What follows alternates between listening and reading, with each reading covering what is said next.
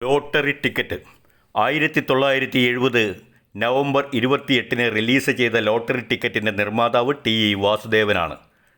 S L പുരത്തിൻ്റെ തിരക്കഥ, ഗാനരചന ശ്രീകുമാരൻ തമ്പി, സംഗീതം വി ദക്ഷിണാമൂർത്തി, പിന്നണി ഗായകർ യേശുദാസ്, പി ലീല, അടൂർ ഭാസി. ഒരു രൂപ നോട്ട് കൊടുത്താൽ എന്ന ഗാനം അക്കാലത്ത് ഹിറ്റായി. മനോഹരി നിൻ മനോരഥത്തിൽ എന്ന ഗാനം സംഗീത പ്രേമികൾ ഇന്നും ഓർമ്മിക്കുന്നു. അഭിനേതാക്കൾ Nazir, Sheela, K P Ummer, Adoor Bhasi, Jose Prakash, Sankaradi, N Govindankutty, Muthukulam Raghavan Pillai, Meena, Sreelatha Namboothiri, Sadhana, C A Balan, Paul Vengola, G K Pillai, Paravoor Bharathan, Jayakumari, Thodupuzha Radhakrishnan എന്നിവർ.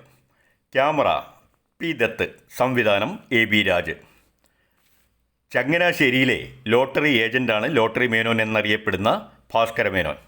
മേനോൻ ഒരു ദിവസം ഫോട്ടോ സ്റ്റുഡിയോയിൽ ഉടമസ്ഥനായ വേണുവിനെ കാണാൻ ചെന്നു. ടിക്കറ്റ് നൽകാനാണ് ചെന്നത്.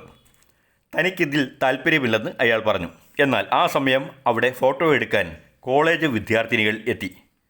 അതിൽ മാലതി വേണുവിന് ഏറ്റവും പ്രിയപ്പെട്ടവളായിരുന്നു. മാലതി എന്ന വിദ്യാർത്ഥിനിയുടെ ഇഷ്ടപ്രകാരം അവൾ തിരഞ്ഞെടുത്ത ഒരു ടിക്കറ്റ് വേണു എടുത്തു.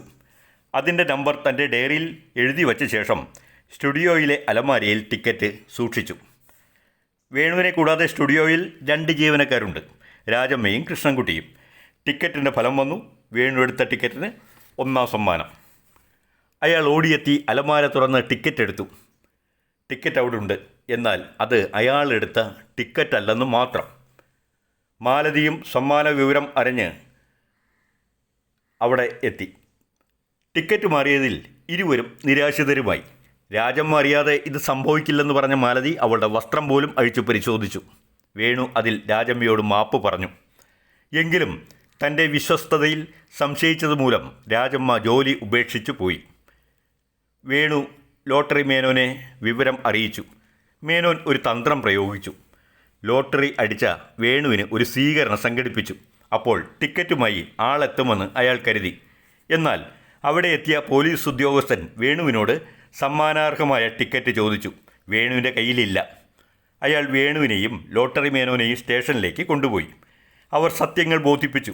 എന്നാൽ ഓട്ടോമൊബൈൽ വർക്ക്ഷോപ്പ് നടത്തുന്ന സമ്പന്നനായ SR മേനോൻ്റെ പരാതി അനുസരിച്ചാണ് പോലീസ് എത്തിയതെന്നും സമ്മാനാർഹമായ ടിക്കറ്റ് മേനോൻ്റെ കൈവശമുണ്ടെന്നും പറഞ്ഞു.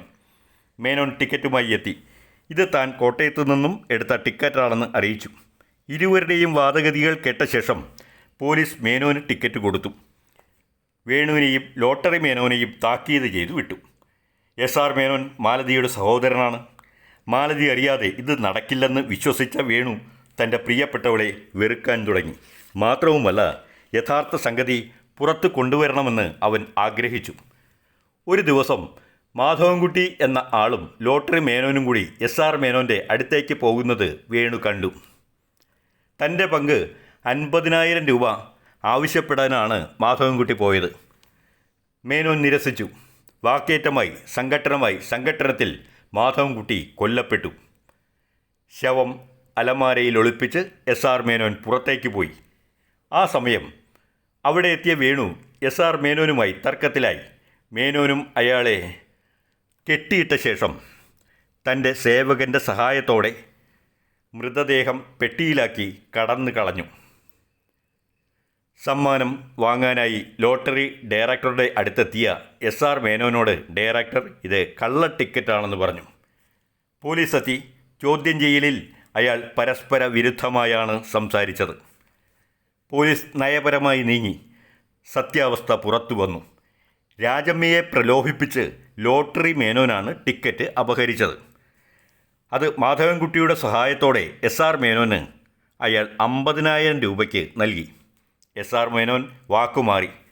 സംഘട്ടനത്തിൽ മാധവൻകുട്ടി മരിച്ചു. യഥാർത്ഥത്തിൽ വ്യാജ ടിക്കറ്റായിരുന്നില്ല SR മേനോൻ്റെ കയ്യിലുണ്ടായിരുന്നത്. യഥാർത്ഥ ടിക്കറ്റ് തന്നെയായിരുന്നു. കാര്യങ്ങൾ തെളിയിക്കാൻ പോലീസ് പ്രയോഗിച്ച തന്ത്രമായിരുന്നു അത്. ടിക്കറ്റും സമ്മാനത്തുകയായ 1,00,000 രൂപയും വേണുവിന് ലഭിച്ചു.